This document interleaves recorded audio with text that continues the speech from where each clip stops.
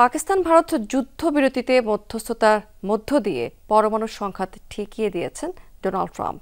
White হাউসে দেওয়া ভাষণে তিনি নিজেই এমন দাবি করেছেন।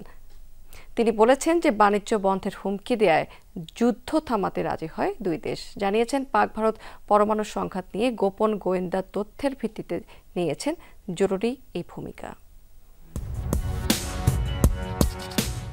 একটি গোয়েন্দা তথ্য যা বড়সড় উদ্বেগের কারণ। জানা মাত্র পাক ভারত যুদ্ধের মাঝে দুই দেশের নেতাদের সাথে যোগাযোগ করেন মার্কিন কর্মকর্তারা, তড়িঘড়ি করে চেষ্টা করেন মধ্যস্থতার। কিন্তু কি ছিল সেই উদ্বেগজনক তথ্য?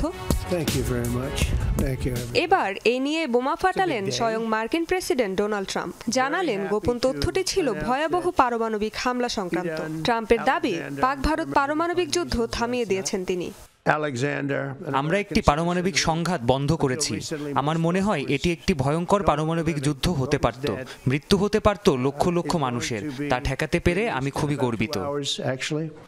দুদেশের সীমান্ত যখন উত্তপ্ত, মার্কিন ভাইস প্রেসিডেন্ট জেডি ভ্যান্স ছাড়াও পরিস্থিতি পর্যবেক্ষণ করছিলেন মার্কিন পররাষ্ট্রমন্ত্রী ও জাতীয় নিরাপত্তা উপদেষ্টা মার্কো রুবিও এবং হোয়াইট হাউসের চিফ অফ স্টাফ সুজি ওয়াইলস। শুক্রবার সকালে পারমাণবিক হামলার তথ্য পেয়ে যুদ্ধবন্ধে আরও সক্রিয় ভূমিকা রাখার বিষয়ে একমত হন তিনজন।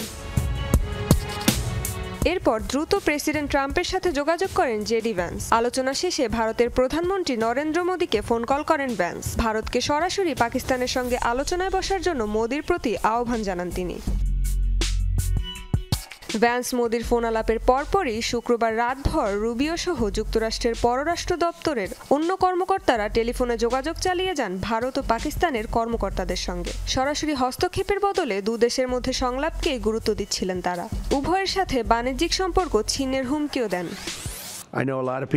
শনিবার ভারত পাকিস্তানের মধ্যে সংঘাত বন্ধে জরুরি ভিত্তিতে মধ্যস্থতা করে আমার প্রশাসন। পরমাণু শক্তিধর দেশ দুটি একে অপরের বিরুদ্ধে মারমুখী অবস্থানে ছিল। ভয়ঙ্কর এ সংঘাত থামার কোনো লক্ষণই ছিল না। আমরা বলেছি, এবার থামো। যুদ্ধ যদি বন্ধ না করো তবে কারো সাথেই কোনো বাণিজ্যিক সম্পর্ক থাকবে না। কিন্তু সংঘাত থামালে বড় ধরনের বাণিজ্য হবে আমাদের মাঝে। তৎক্ষণাৎ তারা রাজি হয় যুদ্ধ বন্ধে। দ্বিতীয় মেয়াদে ক্ষমতায় আসার পর থেকেই বাণিজ্য নীতি নিয়ে খবরের শিরোনামে থাকছেন ট্রাম্প। এবার তিনি দাবি করলেন, আর কেউই তার মতো করে ব্যবহার করতে পারেনি বাণিজ্যকে। রেজওয়ানা সাইমা, যমুনা নিউজ।